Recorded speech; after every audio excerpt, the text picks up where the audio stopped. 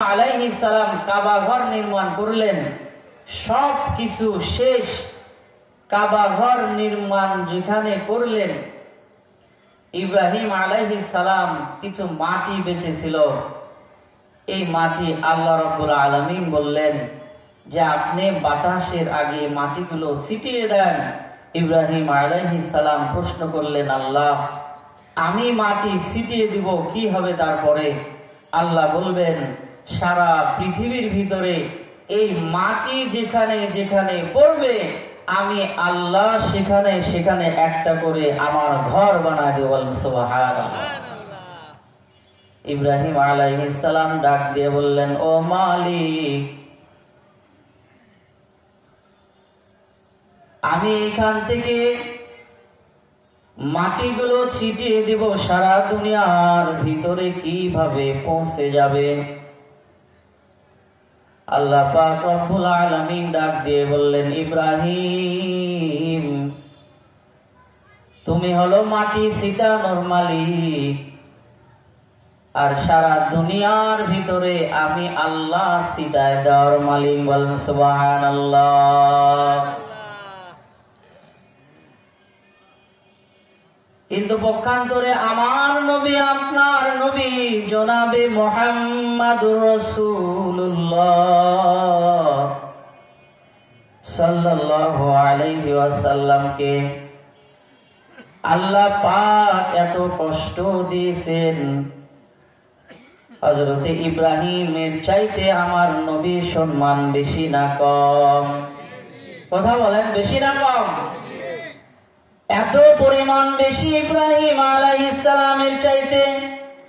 যখন মেরাজের ঘটনা আল্লাহ ঘটাবেন, আল্লাহ পাক রব্বুল আলামিন বাইতুল মুকাদ্দাসে যখন জামাতের আয়োজন করলেন, জামাতের আয়োজন যখন করলেন, সমস্ত আম্বিয়া কেরাম ওখানে উপস্থিত। সকলের মনের ভিতরে একটা আশা যে এই জামাতের যদি আমি ইমামতি করতে পারি আমার জীবন ধন্য হয়ে যাবে। হযরতে আদম বলে, আমাকে মনে হয় ইমামতি দিবে, কারণ আমি প্রথম নবী। হযরতে খলিল বলে, আমাকে মনে হয় ইমামতির সুযোগ দিবে, কারণ আমি হলাম আল্লাহর দোস্ত। কিন্তু আমার আল্লাহ ডাক দিয়ে বললেন, আমি আপনাকে সাইয়্যিদুল মুরসালিন, সাইয়্যিদুল আম্বিয়া বানাবো ও রাসূল। দুনিয়াতে আমি আপনাকে এত পরিমাণ সম্মান দান করব, যে সম্মান দুনিয়াতে আর কোনো মানুষ পাবে না। বলেন সুবহানাল্লাহ। আল্লাহ জিব্রাইলকে ডাক দিয়ে বললেন, জিব্রাইল আমার হাবিবকে হাতে ধরে সমস্ত নবী রাসূলের ইমামতির জায়গাতে নিয়ে যাও। বলেন সুবহানাল্লাহ। এত পরিমাণ সম্মান আল্লাহ আমার আর আপনার রাসূলকে দিয়েছে। সেই রাসূলকে কিন্তু বলেন নাই যে রাসূল আপনি ল্যাব তুষুক এসি রুমের ভিতরে ঘুমান আর আমি আমার দ্বীনকে জিন্দা করে দিব। যেরকম ইব্রাহিম আলাইহিস সালামকে বললেন যে খলিল আপনি ছিটায় দেন সারা পৃথিবীর ভিতরে, আমি আল্লাহ পৌঁছায় দিব। তাহলে এখান থেকে বোঝা যাচ্ছে আমার নবীর দাম কম, আমার নবীর দাম কম। তাহলে কেন আমার রাসূলকে এত কষ্ট করতে হলো? আজকে সামান্য শীতের মধ্যে আমরা বসতে এত কষ্ট হয়, কিন্তু আমার রাসূলের কত কষ্ট ছিল। সারা পৃথিবীর ভিতরে, সারা আসমান জমিনের ভিতরে ফেরেশতারা দুইবার একসঙ্গে কেঁদেছিল। বলে তো কয়বার? দুইবার। আল্লাহ পাক রব্বুল আলামিন ডাক দিয়ে বললেন, নবী আপনি তায়েফের জমিনে যান, ওখানে আমার দ্বীনের দাওয়াত দেন। আল্লাহর নবী জনাবে মুহাম্মদুর রাসূলুল্লাহ সাল্লাল্লাহু আলাইহি ওয়াসাল্লাম তায়েফের জমিনে গেলেন, পালক পুত্র যায়েদকে নিয়ে যা দাওয়াত দিলেন। যখন কালিমার দাওয়াত দিলেন, তায়েফের মানুষ এত কষা, এত পাষণ্ড, ছোট ছোট বাচ্চাদেরকে এমন ভাবে রসুলের পিছে লাগিয়ে দিলেন, পাথর দিয়ে যখন রসুলকে আঘাত করতেছিল। ছোট ছোট বাচ্চারা দেখবেন গুলাল দিয়ে যখন পাখি মারে, খেয়াল করে দেখেন, অন্তরের ভিতরে নিয়ে দেখেন কত স্পিড ওই গুলালের হয়। তায়েফের ছোট ছোট শিশুরা আমার নবীকে ওই গুলাল দিয়ে যখন পাথরের আঘাত করে, রসুলের মোটা জুব্বা এই পাথরগুলো ভেদ করে আমার রসুলের গায়ের ভিতরে ঢুকে। আল্লাহু আকবার। আমার রসুলের মোটা জুব্বা ভেদ করে যখন পাথরগুলো রসুলের গায়ের ভিতরে ঢুকে, রসুল হাত দিয়ে রক্তগুলো মুছতে থাকে। রসুলের পালক পুত্র যায়েদ বলে, ও নবী,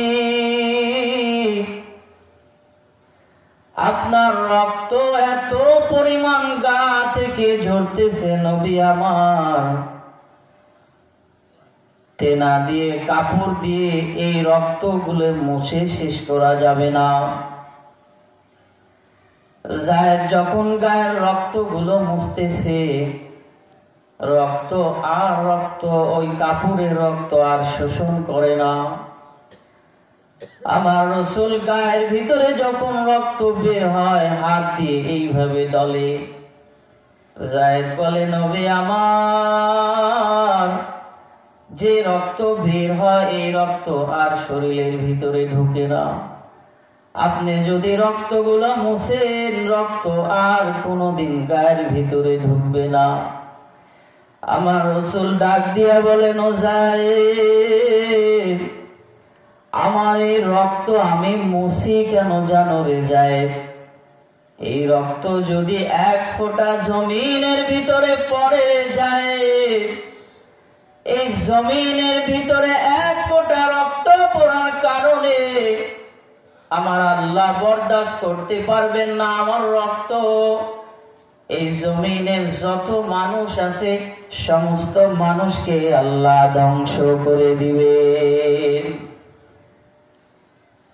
এবার আল্লাহ রসুল ডাক দিয়া বলেন, ও আল্লাহ, আপনি আমাকে কার কাছে ছেড়ে দিয়ে গেছেন? আপনি আমাকে কার কাছে রেখে গেলেন আল্লাহ? যখন রসুল আমার দুনিয়ার জমিন থেকে এইভাবে বলতেছেন, ও আল্লাহ, আপনি আমাকে কার কাছে রেখে গেছেন? আল্লাহ ডাক দিয়া বলেন, ও জিবরাইল, আমার হাবিব, আমার দোস্ত বলে আমি আমার দুনিয়াতে আমার রসুলকে কার কাছে রেখে গেছি। এই কথা যখন আমার রসুল বলছেন, সমস্ত আসমানের ফেরেশতা একসঙ্গে কেঁদে দিয়েছে, চোখ দিয়ে পানি বের হয়ে যাচ্ছে। এমনকি যে ফেরেশতাগুলো আসমানে আরশে আজিম বহন করেন, ওই ফেরেশতাগুলো পরিমাণ কাঁদতেছে। আল্লাহ ডাক দিয়া বলেন, ও জিবরাইল, তুমি যাও।